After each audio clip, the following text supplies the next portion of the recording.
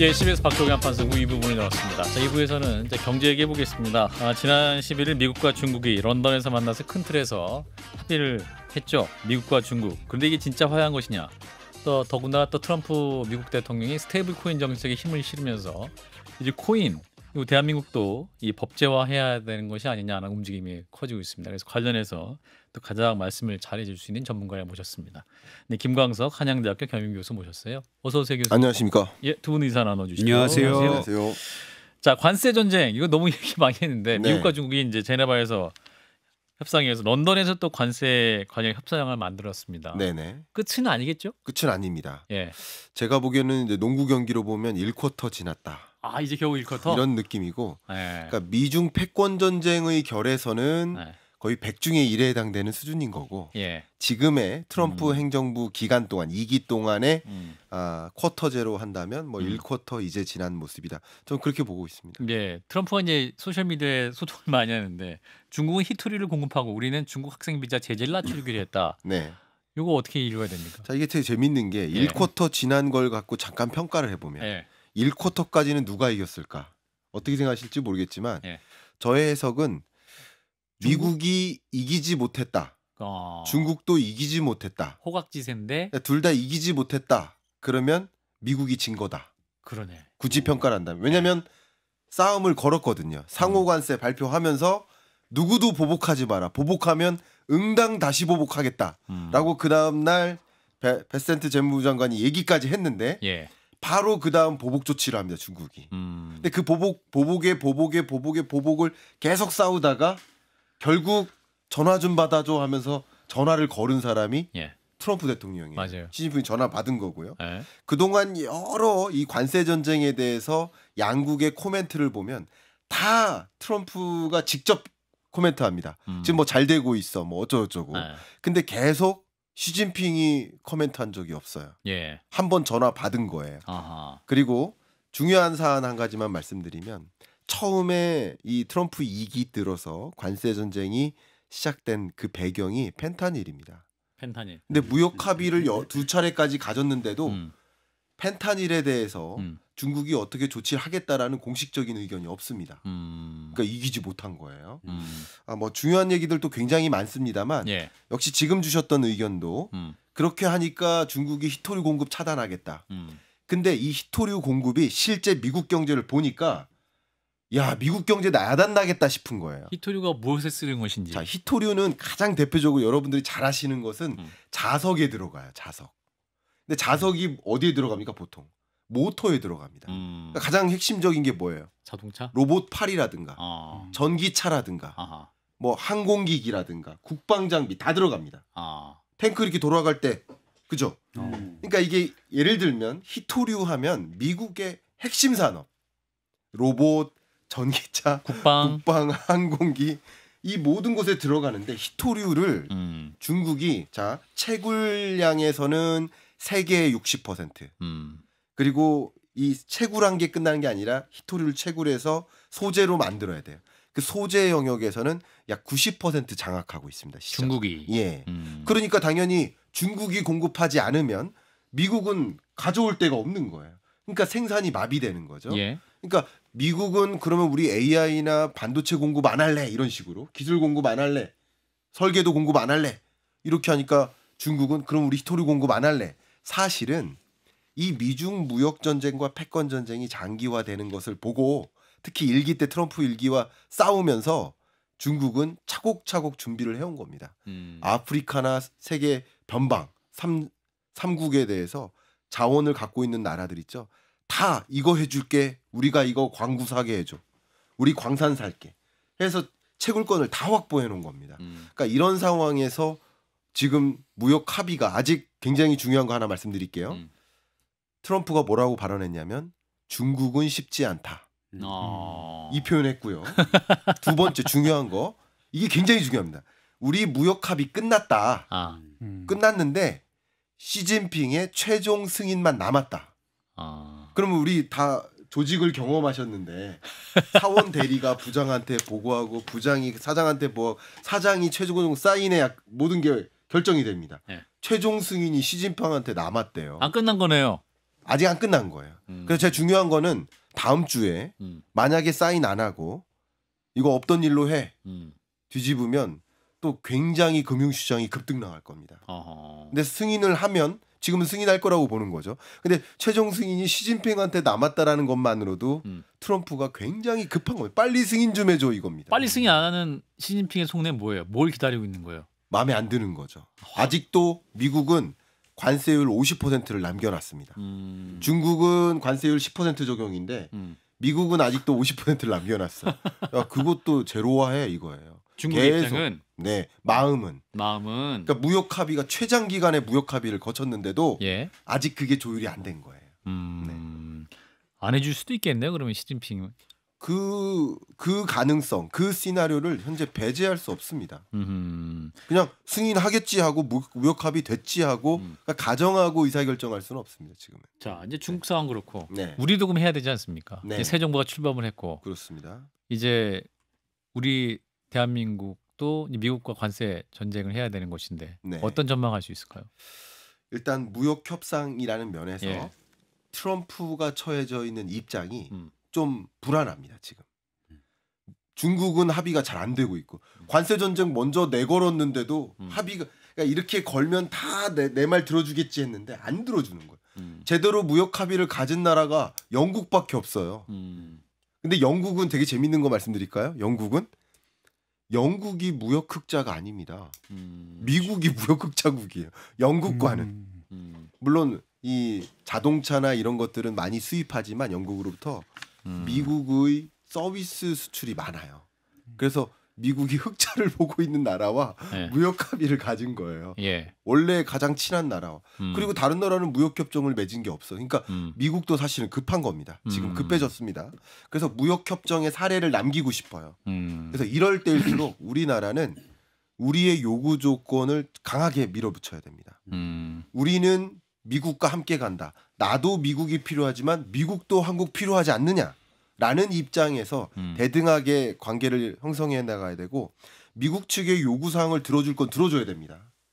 근데 역시 우리의 요구사항도 반드시 관철시켜 나가야 됩니다. 예를 들면 미국의 요구사항이 여러 가지가 있는데 하나가 미국산 원유 좀 사줘라 이겁니다.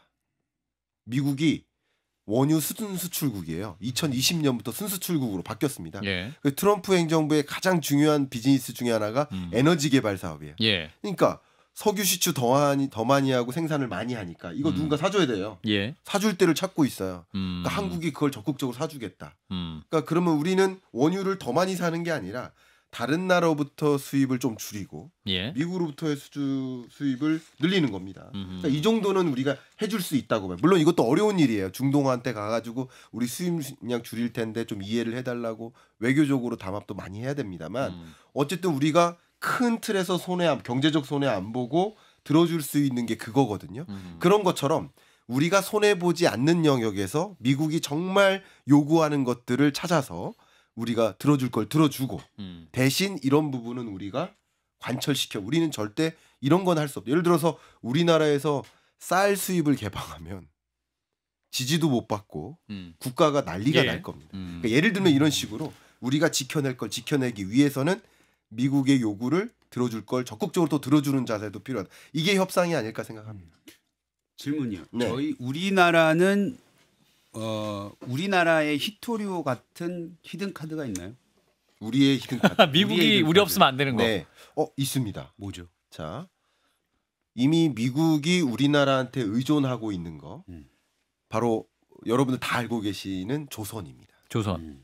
그러니까 미국이 세계 많은 국가에게 압박을 취하고 있는 게 있는데 자주 국방하라. 그럼 국방비를 늘려라는 거예요. 국방비를 늘리면 뭐 어떤 수요가 늘어날까요? 미국의 무기. 방위 산업 수출이 늘어날 거예요. 예. 근데 혹시 그 군함을 잘 이해하실지 모르겠지만 제가 개인적으로 해군 출신이어가지고 아, 예. 군함을 보면 간단히만 설명하면 배 더하기 함포예요. 배 더하기 미사일이에요. 근데 미국은 배를 만들 능력이 없어요. 도크가 없으니까. 없습니다. 아예 전체 선박 축조량에서 0.01% 차지합니다. 그러니까 이것은 거의 없다고 보시면 돼요. 근데 지금 한국은 굉장히 강한데 최근 들어서 중국이 이만큼 커져가지고 예. 중국의 선적 축조량이 한국을 훨씬 압도했습니다. 양면에서는. 근데 한번 생각해 보세요. 지금 그 군함 만드는데 중국한테 협조해달라고 할 수는 없잖아요. 그러니까 우리나라의 협조가 필요합니다. 일본과도 확실히 우리나라의 경쟁력이 있어요. 그러니까 군함이라는 것을 축조할 때 협조하는 거, 이것은 미국 측의 강한 요구 사항일 수 있고 우리가 들어줄 수 있는 핵심 카드다. 뭐 이 부분 먼저 말씀드리겠습니다. 알라스카는 또 왜 이렇게 얘기 많이 하는 거예요? 네, 알라스카도 일단 첫 번째 국방이라는 면에서 굉장히 중요하고 예. 두 번째는 여러분들 다 아시고 있다시피 북극 항로. 지금 에너지 문제, 그러니까 기후 변화 문제 때문에 예. 얼음이 많이 녹아서 빙하가 많이 녹아서 북극 항로가 열리고 있어요.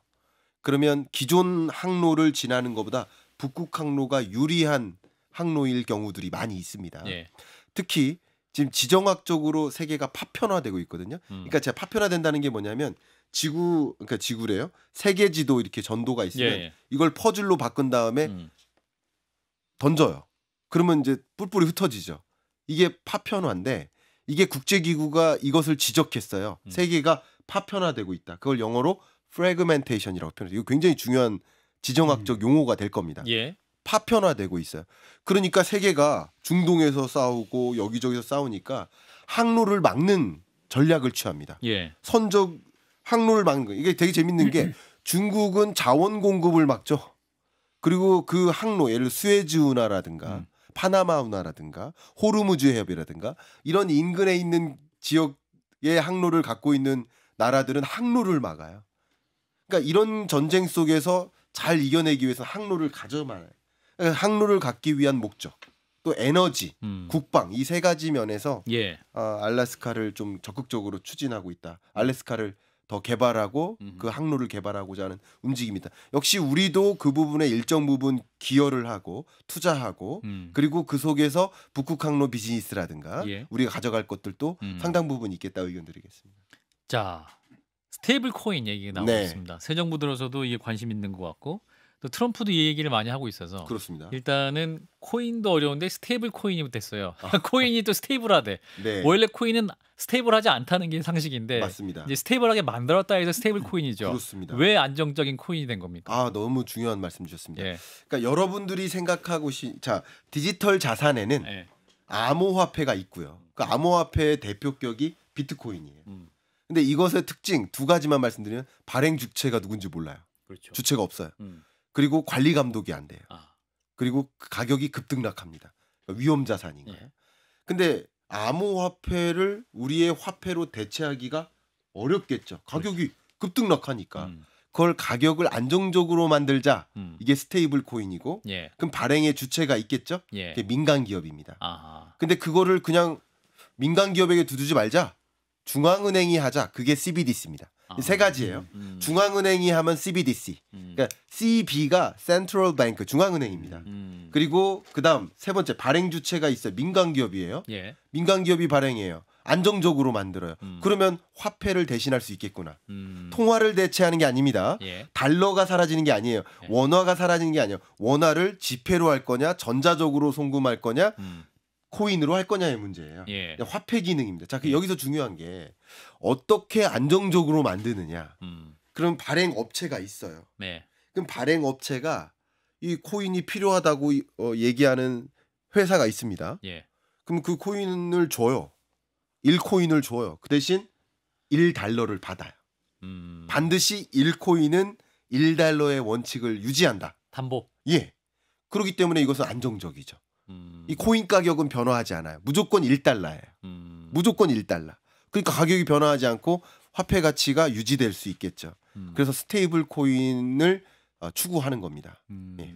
근데 그 달러가 민간 업체가 그 달러를 받아서 네. 그 달러를 어떻게 활용하다가 네. 그 달러를 잃을 수도 있는 거잖아요. 이 부분 정말 중요합니다.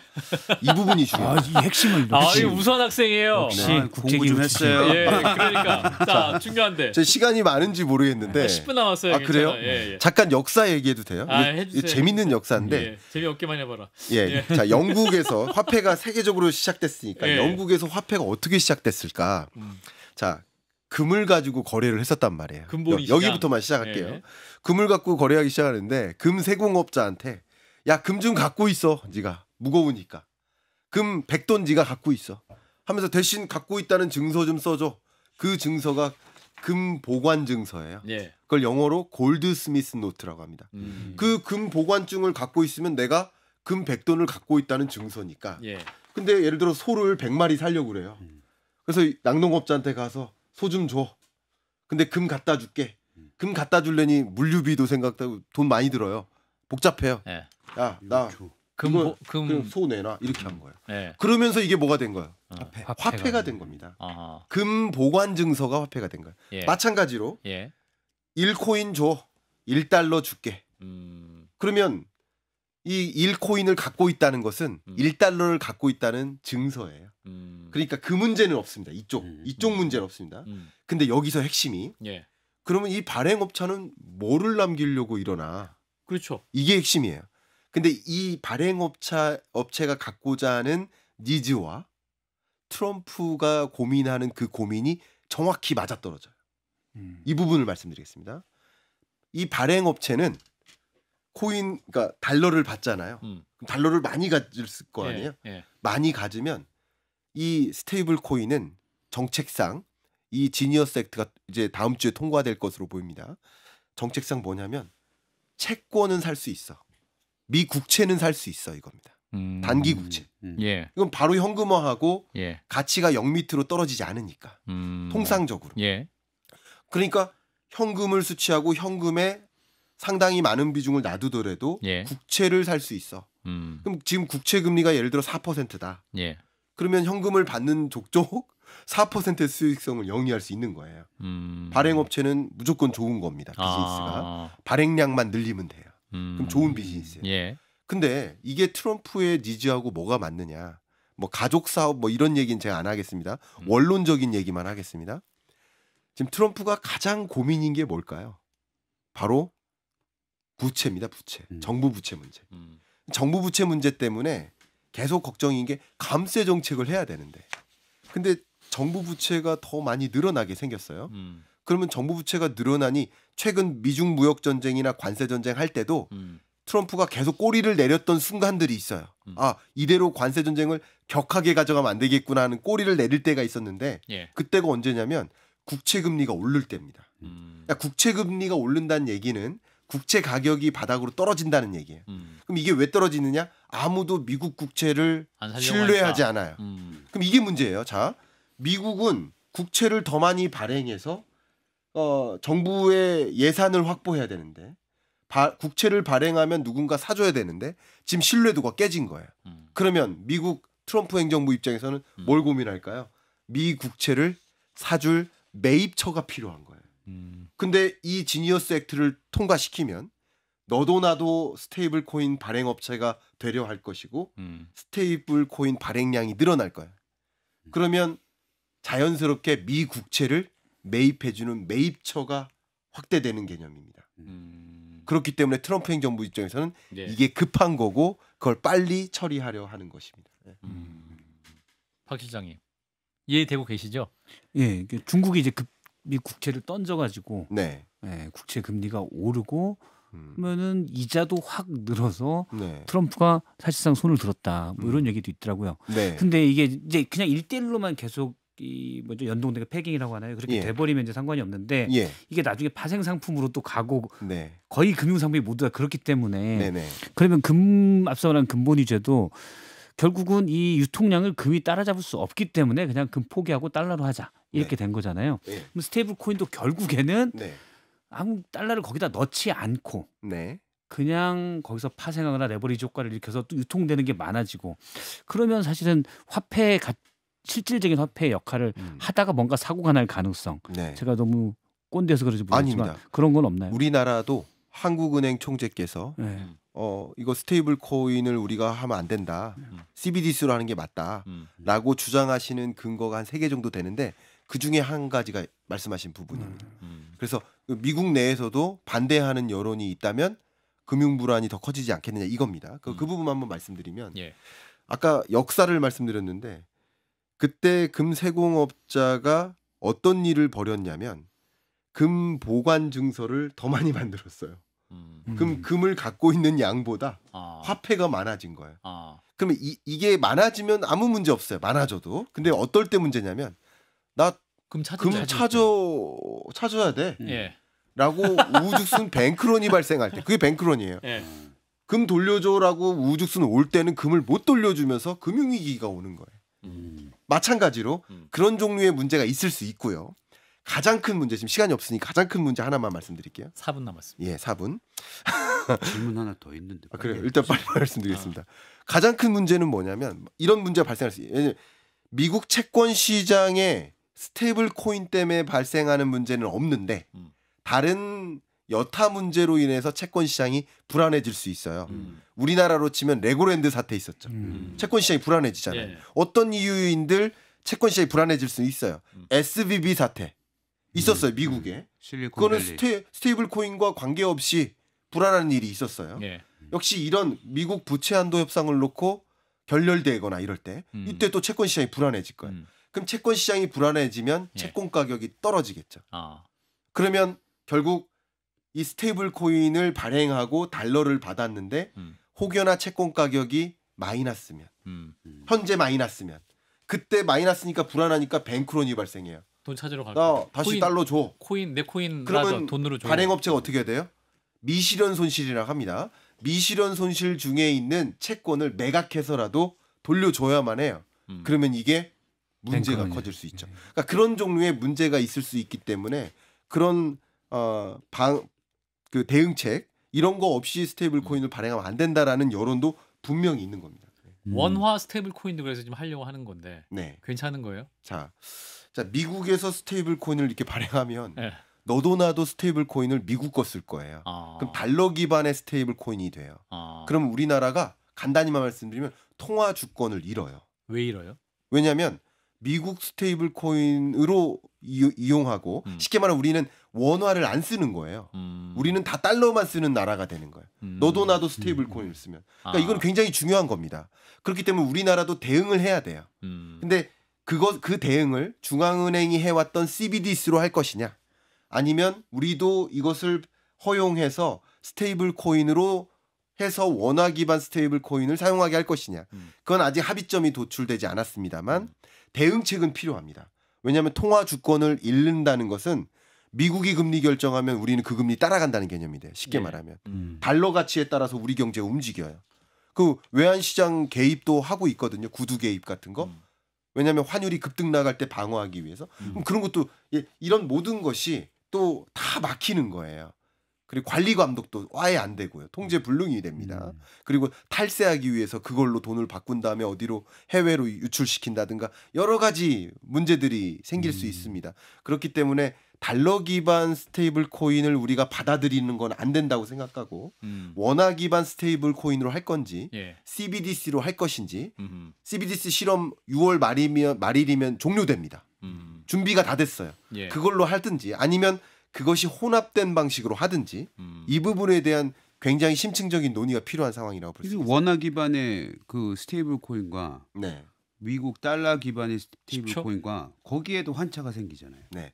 일단 말씀을 잠깐 드리면 일단은 달러 스테이블 코인을 쓴다는 것은 화폐가 스테이블 코인인 것뿐이지 통화는 달러를 쓴다는 거예요. 그러니까 원화 기반 스테이블 코인을 쓴다는 것은 우리 원화를 쓰는 것을 유지할 수 있다는 것이죠.